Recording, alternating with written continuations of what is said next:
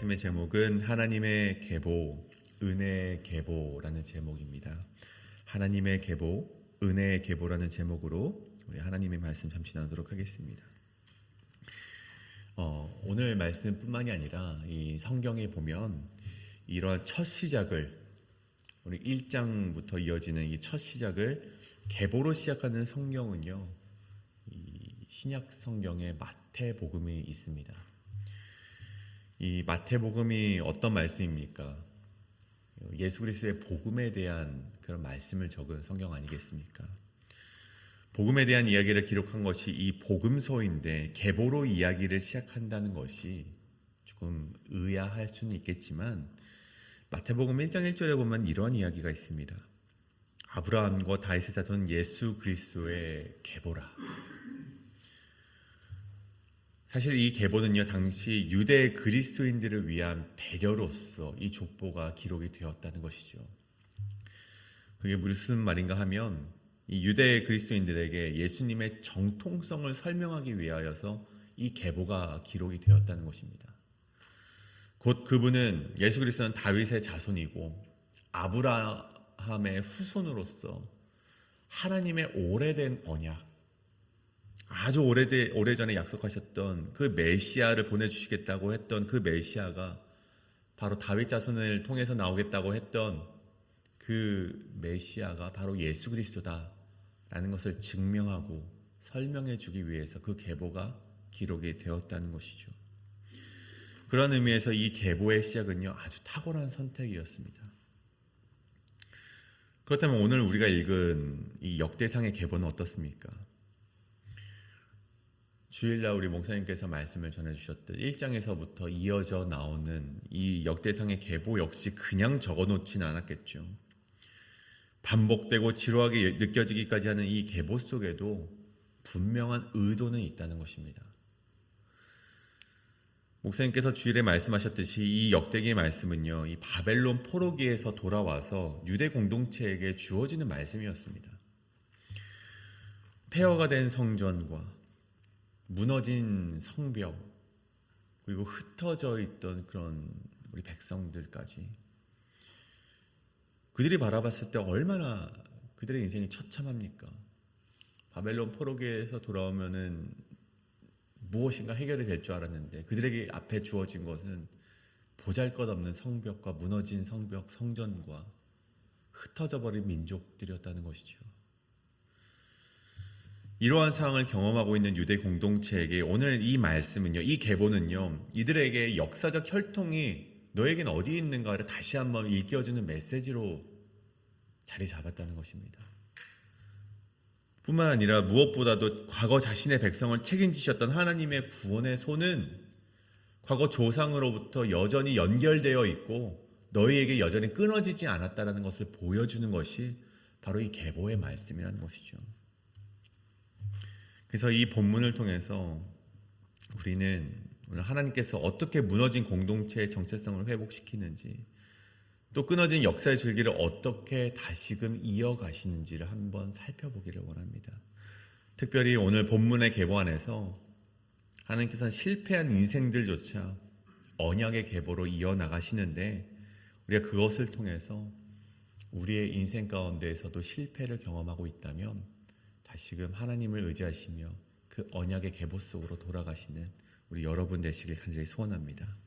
그렇다면 오늘 말씀 하나님의 계보, 은혜의 계보 우리 두 가지로 나누어 보게 될 텐데, 첫 번째는 혈통의 계보보다 중요한 것은 은혜의 계보입니다. 혈통의 계보보다 중요한 것은 은혜의 계보입니다. 오늘 본문 1절과 2절에 보면 이스라엘, 야곱을 말하는 것이죠. 야곱의 아들들에 대한 이름을 나열한 뒤에 3절부터는요, 유다를 중심으로 해서 이 이스라엘의 아들이었던 유다를 중심으로 해서 계보가 이어져 나가는 것을 보게 됩니다. 참 희한하죠. 이 히브리 사회에서 장자라는 것은 단순히 가족 내의 서열만을 의미하지는 않습니다. 이 장자라는 것은 하나님의 언약을 대표적으로 이어받은 자리, 이어받은 축복의 자리를 말하는 것이 바로 장자입니다. 그렇다면 당연히 야곱의 장자 르우벤이 그 자리를 차지해야 될 텐데 오늘 계보의 중심에 누가 있습니까? 3절에 보면 유다가 있다는 것입니다. 물론 유다가 이 장자의 자리를 차지했던 이유는 있습니다. 오늘 창세기에 기록되어 있듯이 르우벤은 아버지 야곱 첫 비라와 동침을 하게 됩니다. 그래서 그 죄악으로 인하여서 장자의 권리가 박탈당하는 것을 우리가 보게 되었죠. 물론 역대상 5장에서도 이것을 다시 한번 언급을 합니다. 르우벤은 장자라도 그의 아버지 침상을 더럽혔으므로 장자의 명분이 이스라엘 아들 요셉의 자손에게로 돌아가서 족보에 장자의 명분대로 기록되지 못하였느니라. 유다는 형제보다 뛰어나고 주권자가 유다에게서 났으나 장자의 명분은 요셉에게 있으니라. 여러분, 이 말씀이 무슨 말을 의미합니까? 주권자는 유다에게서 났다라는 말은 즉 지도자의 계보, 주권자의 계보는 유다를 통해서 내려가고 이 장자의 축복, 장자의 물리적인 축복은 요셉을 통하여서 흘러내려갔다는 것입니다. 그래서 야곱에게 이제 재산을 자기 자식들에게 재산을 물려줄 때 요셉에게도 그 재산이 흘러갔죠. 대신에 이 에브라임과 므낫세 지파에게도 그 자산이 흘러나가는 것을 결국 그 장자였던 르우벤의 잘못으로 인함임을 우리가 보게 됩니다. 그렇다면 우리 둘째와 셋째는 그 장자권이 왜 없나? 이 역시 우리도 알고 있죠. 그들은 이 디나 사건에서 보여준 그들의 폭력성이 문제가 되어서 그들도 장자권을 얻지 못하는 그런 결과를 초래하게 되었죠. 결국 그렇게 유다가 장자의 권리를 갖게 되었습니다. 그렇다면 여러분, 우리가 생각해 보건대 유다는 깨끗합니까? 그렇다면 유다는 죄가 없어서 그가 장자의 권리를 얻었는가? 우리가 스스로 되묻게 된다면 그렇지도 않다는 것입니다. 왜 죄악이 없겠습니까? 이 유다도 죄된 인간이었습니다. 여러분, 유다를 통해서 이 요셉이 애굽으로 팔려가지 않습니까? 물론 다른 형제들은 그를 죽이고자 했지만 그를 그냥 팔아버리자, 피를 묻히지 말자라고 말했던 것이 옳다라고 말한다면은 사실 그럴 수는 없다는 것이죠. 그 역시 요셉을 팔았던 형 중에 한 명이었고, 유다에게 잘못은 또 있었습니다.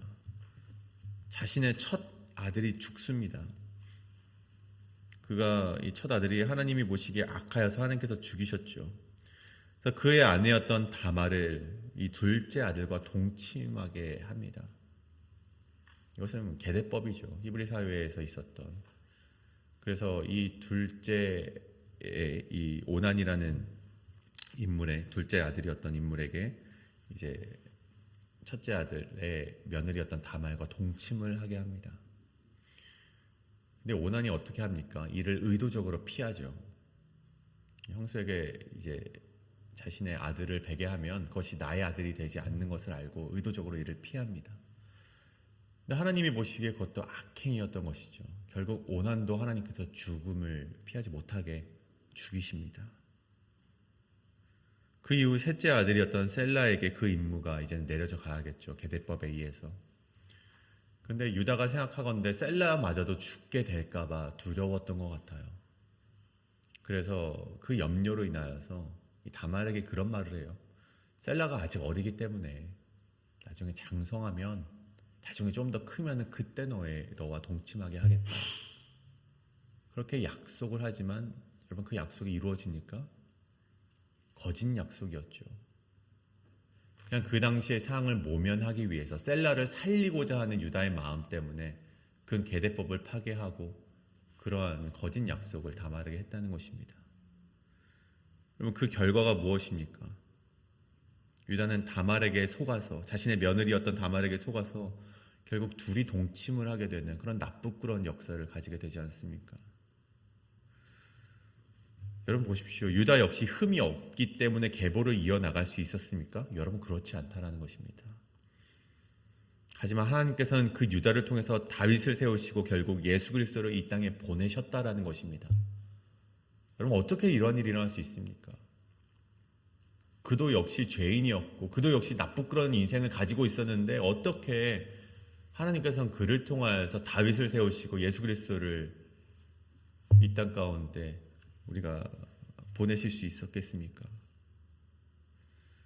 그것은 한 가지 분명한 차이에 있었다는 것이죠.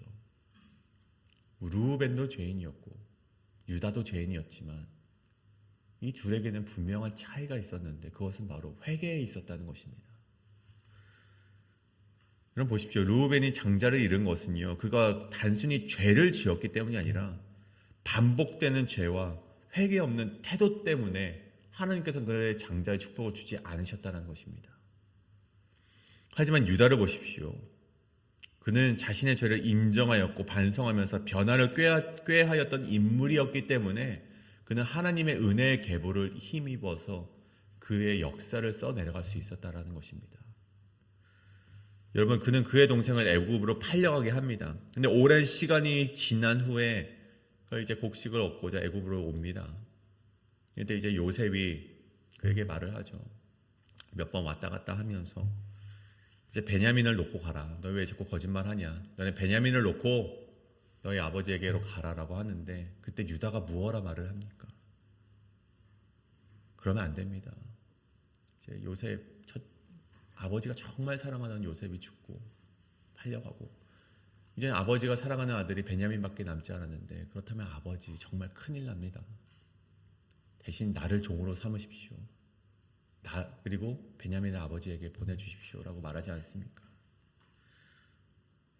여러분, 그런 말이 어떻게 나옵니까? 이거는 반성함이 없다면 절대 나올 수 없는 대답이라는 것이죠. 여러분, 그가 요셉을 떠나보냈던 세월 가운데 반성함이 있었기 때문에 이러한 행동을 보일 수 있었다는 것입니다. 그 기간 동안에 자신을 뉘우쳤기 때문에 이제는 더 이상 안 됩니다.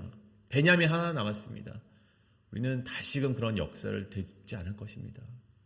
나를 남게 하소서라고 말할 수 있었다는 것이죠. 그리고 거짓 약속을 통해서 다말과 부적절한 관계를 맺었던 유다는요, 자신이 약속을 어겼던 것을 이제는 인정하고 지난 세월의 과오를 인정하면서 다말에게 말합니다. 뭐라 말합니까? 너가 옳도다. 너가 나보다 옳구나. 자신의 과오를 반성하는 것이죠. 그리고는 그 후로는 다말과 다시는 동침하지 않으므로 죄된 길을 벗어나면서 자신의 과오를 인정하며 회개하는 인생을 살았다는 것입니다. 여러분 보십시오. 하나님께서는 인간의 실패를 끝이라고 여기시지 않으십니다. 하나님께서 죄를 분명히 미워하십니다. 하나님께서 죄를 싫어하시지만 하나님께서 무엇보다 회개한 인생은 긍휼하게 여기시고 회개한 인생을 통하여서 하나님은 역사를 다시금 써내려 가신다는 것입니다. 여러분 보십시오. 유다는 실패했습니다. 하지만 실패를 통해서 회개했고 그 회개한 인생을 통해서 하나님의 새로운 언약의 중심으로서 설 수 있게 되었다는 것입니다. 그래서 오늘 우리가 이 역대상의 계보를 볼 때, 2장의 말씀을 볼 때, 유다 지파가 선택을 받았구나. 유다 지파가 중요하구나. 단순히 이 메시지만을 우리가 받아서는 안 됩니다. 우리가 이 언약을 통해서 우리가 얻을 수 있는 교훈이 있다면 하나님은 넘어졌던 사람, 실패했던 사람도 그 죄를 뉘우치게 회개하면은 다시 사용하시는구나. 이것을 우리가 발견해내기를 원합니다. 하나님은 육적인 혈통보다 더 중요한 것은 회개를 통한 하나님의 은혜의 계보를 써 내려가신다는 사실입니다. 오늘 우리는 이 유대 인생과 같이 실패를 딛고 일어나 회개함으로써 하나님의 은혜의 계보에 끝까지 붙들려 있는 그런 인생을 살아가시길 간절히 소원합니다. 하나님은 우리의 과거보다 크시고 우리의 실패보다 더 크신 구원자이십니다. 이것을 믿고 우리가 회개하며 다시금 하나님의 언약의 백성으로서 은혜의 계보로 들어가시는 여러분 되시길 간절히 소원합니다. 그렇다면 우리 두 번째는 은혜의 계보는 누구에게 열려 있다는 것입니다. 은혜의 계보는 누구에게나 열려 있다. 역대상 2장은요, 첫 번째는 이 유다의 지파를 설명하지만 이 1절부터 55절 쭉 보자면 이 긴 말씀을 보면 세산이라는 인물과 여할랄렐이라는 익숙하지 않은 이름들도 등장하는 것을 보게 됩니다. 유다만 기록되어 있는 것이 아니라는 것이죠. 심지어 오늘 본문에는요, 다윗의 직계뿐만이 아니라 이방 출신의 여성의 이름도 기록이 되어 있고, 심지어는 애굽의 종의 이름까지도 이 계보 안에 들어와 있다는 것입니다. 34절과 35절을 보십시오. 세사는 아들이 없어 딸뿐이라 그에게 야르하라는 애굽 종이 있으므로 세산이 딸을 그 종 야르하에게 주어 아내를 삼게 하였더니 그가 그로 말미암아 앗대를 낳았다라고 되어 있습니다. 아들이 없었던 세사는요, 자신의 딸을 누구에게 줍니까? 애굽의 종에게 시집을 보내서 그에게 아들의 계보를 이어갔음을 오늘 말씀이 기록이 되어 있는 것이죠. 여러분, 앞서서 자신의 며느리와 동침하여 낳은 아들의 이름들을 기록한 것도 사실 수치죠. 나쁘끄러운 계보인데, 여러분 보십시오. 이제는 애굽의 종까지 이 계보에 들어와 있습니다. 그렇다면 이 계보가 말하는 것은 무엇입니까? 하나님의 계보가 혈통의 순수성을 유지하는 것에 있다, 그런 말씀입니까? 여러분, 그렇지 않다는 것이죠. 하나님의 계보는 혈통의 순수성에 있는 것이 아니라 하나님의 뜻에 참여하고자 하는 마음이 있다면 누구든 그 계보 안에 들어올 수 있다는 복음의 진리를 말해주고 있다는 것입니다. 복음은 예수 그리스도가 오셔서 그 모두에게 전파되었다는 것이 아니라 이미 하나님의 마음은 모두에게 그 복음이 전파되어 있었다는 것을 보여주는 말씀이 이 계보라는 것입니다. 처음부터 복음은 유대인을 넘어서 이방인과 여성과 종과 과부와 고아에게까지 열려 있었다는 것을 보여주는 것이죠. 여러분 보십시오. 다말과 수아의 딸과 야르하 모두 이방인 아니겠습니까? 성경에서는 그들의 이름을 감추지 않습니다. 혈통의 순수성을 하나님께서 요구하셨다면 그 말씀은 지워야 했겠죠. 그 이름들을 지워야만 했겠지만 하나님께서는 지우시지 않고 그 이름을 계보에 넣었다는 것입니다. 뿐만 아닙니다. 또 하나 주목할 대목이 있죠. 이 족보 가운데 반복되는 구절이 있습니다. 단절과 죽음의 이야기입니다. 30절을 보면 셀렛이라는 인물은 아들이 없어서 죽습니다. 32절에 야다 역시 후손이 없었더라라고 기록을 합니다. 하지만 오늘 말씀, 아까 읽은 말씀 34절과 35절에서 세사는요, 앞서 말했듯이 특이한 방법으로 혈통을 이어가는 것을 보게 됩니다. 여러분, 같은 조건이에요.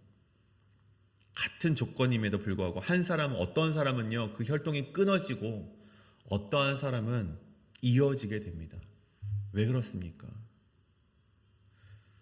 여기서 우리는 믿음의 또 다른 모습을 보게 됐는데, 믿음이란 끈기와 지혜가 담겨져 있다는 것을 보게 됩니다.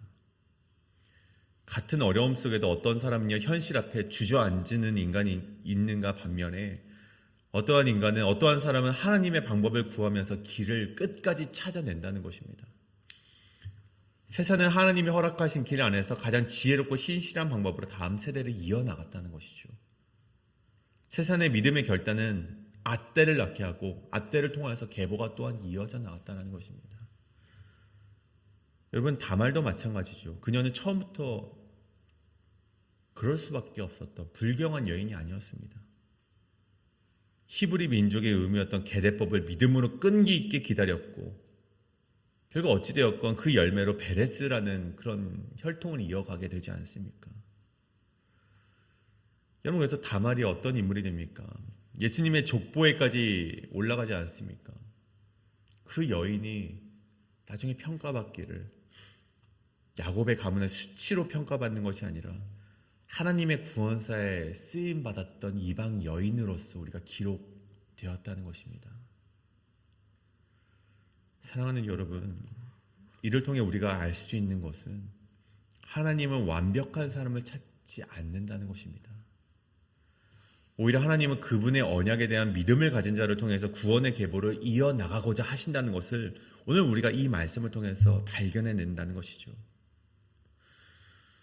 사랑하는 여러분, 오늘날 우리는 또한 누구입니까?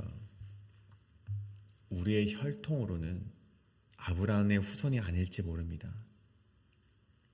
하지만 예수 그리스도께서 우리에게 말씀하시는 것, 하나님께서 우리에게 말씀하시는 것이 무엇입니까?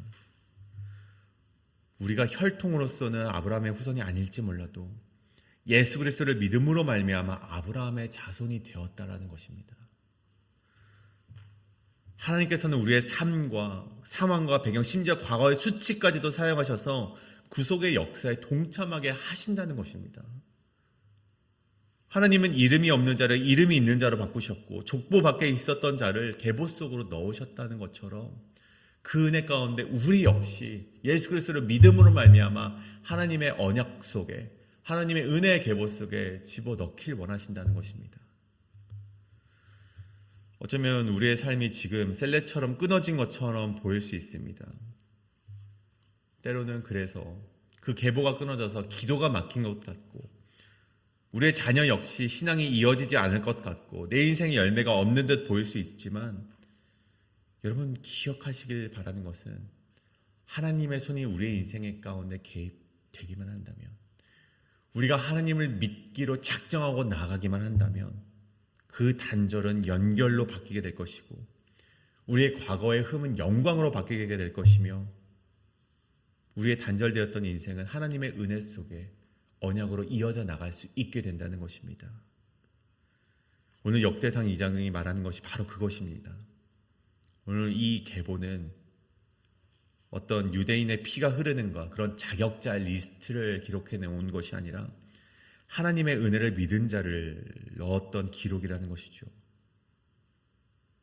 하나님께서는 오늘도 이 계보의 다음 페이지를 계속해서 채워나가길 원하시고 계십니다. 여러분, 그 다음 페이지에 저는 저와 여러분의 이름이 기록되길 간절히 소원합니다. 그러기 위하여서 우리가 하나님의 은혜 속으로 예수 그리스도의 십자가를 믿는 믿음 가운데 끝까지 그 걸음을 잃지 않으시는 여러분 되시길 간절히 소원합니다. 오늘 우리가 함께 기도하시길 원하는데요, 우리가 이것을 놓고 함께 기도하길 원합니다. 하나님, 때로는 우리가 자격이 없고 때로는 우리가 스스로 생각할 때 우리가 수치스러운 인생처럼 보일지 몰라도 우리가 하나님을 믿음으로, 예수 그리스도의 그 보혈의 피를 믿음으로 우리가 하나님의 언약 속에 들어가길 원하오니 우리의 인생 가운데 개입하시고 우리의 인생을 책임져 주시옵소서라고 이 시간 우리가 그 믿음을 끈기 있게 기도하며 시간 나아가는 시간 되길 간절히 소원합니다. 함께 이것을 놓고 통성으로 기도하며 나가시겠습니다.